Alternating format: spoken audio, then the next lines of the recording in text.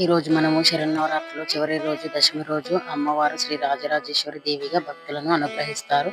అమ్మవారి స్వరూపం కూడా అచ్చం లలిత అమ్మవారి స్వరూపం లాగానే కనిపించే స్వరూపం శ్రీ రాజరాజేశ్వరి దేవి స్వరూపం. పాశం, విల్లు, చెరకు, అంకుశం అన్ని ఒకేలా ఉన్న ఆరాధించే భక్తులకు ఒక్కొక్క స్వరూపానికి ఒక్కొక్క ప్రయోజనం ఉంటుంది.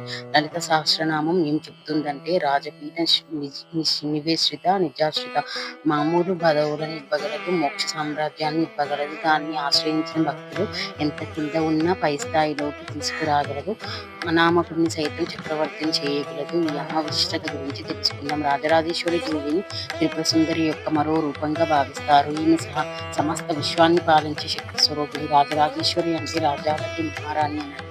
ఈమెను పూజించడం వల్ల అధికారం, కీర్తి, సంపద, ఐశ్వర్యం లభిస్తాయి. ముఖ్యంగా అధికారం, ఉన్నత స్థానాలను కోరుకునేవారు ఈమెను పూజించడం వల్ల మంచి ఫలితాలు పొందుతారు. రాజరాజేశ్వరి దేవిని ఆరాధించడం వల్ల జీవితంలో శాంతి, ఆనందం, సౌభాగ్యం కలుగుతాయి. ఈ రోజున దశమహావిద్యలకు చెందిన దేవతగా కూడా ఈమెను కొలుస్తారు. ఈ రోజున అమ్మవారికి పంచామృత అభిషేకం చేసి లలిత సహస్రనామం పారాయణం చేయడం వల్ల సకల శుభాలు కలుగుతాయని నమ్ముతారు. ఓం శ్రీ మాత్రే నమః.